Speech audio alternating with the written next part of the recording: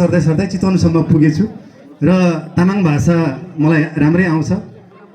अलिकति तामाङ लवज फरक पर्छ ठाउँको हिसाबले र म यो घलान वंश सम्बन्धी छोटो कविता मैले लेखेको छु।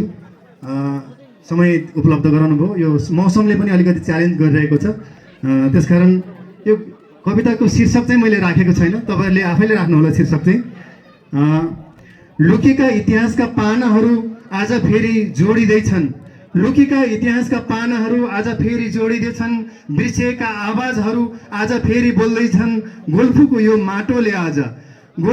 माटोले आज हामीलाई फेरि बोलायो। फर्क फर्क आफ्नो जरा चिन्न, फर्क आफ्नो नाम लेख। कहिल्यै नदेखिएको दूरीले हामीलाई छुटायो होला, तर रगतको सम्बन्धले हामीलाई कहिल्यै पनि छुटाउन सकेन।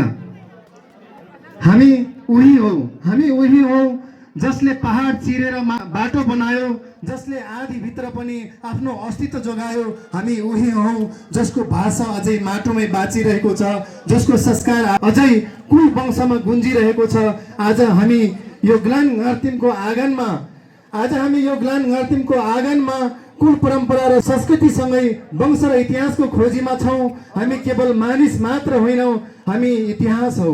हामी केवल मानिस मात्र होइनौँ, हामी इतिहास हौ। हामी भविष्यको उज्यालो हौ। हो हे अग्रजहरू, तपाईहरूको पसिनाले यो धरोहर बनेको छ। तपाईहरूको सङ्घर्षले हाम्रो अस्तित्व जगेर्न गरेको छ।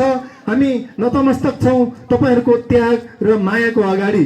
तर आज केवल सम्झना गर्ने दिन मात्र होइन, आज हामी सङ्कल्प गर्ने दिन पनि हो। त्यसकारण अब हामी छुट्टै कथा होइन, हामी एउटै महाकाव्य लेख्छौँ कि अब हामी बिर्सिएको नाम होइन, हामी गर्वको पहिचान हौ। चितवनदेखि नुवाकोटसम्म, नेपालदेखि संसारभरसम्म जहाँ जहाँ ग्लानको साथ छ, त्यहाँ त्यहाँ हाम्रो आवाज पुग्नेछ। हामी लेख्नेछौँ हाम्रो इतिहास, हाम्रो भाषा, हाम्रो पहिचान हामी जोगाउनेछौँ। आफ्नो संस्कृति, आफ्नो अस्तित्व, आफ्नो आत्मा। आउनुहोस् हामी सबै मिलेर एउटै घलान बनाऊ, एउटै ग्लान बनाऊ, जहाँ हाम्रो कुनै ग्लानहरू एक्लो नहोस्, जहाँ कुनै इतिहास बिर्सिएको नहोस्। हामी ग्लान एउटै जरा, एउटै पहिचान, एउटै सपना, एउटै अभियान बोकेर हामी ग्लानको सम्पूर्ण उत्थानको लागि हामी सबै ग्लान एकजुट भएर अगाडि बढ्नेछौँ। हस्त लासो ठ्याफल जेठ।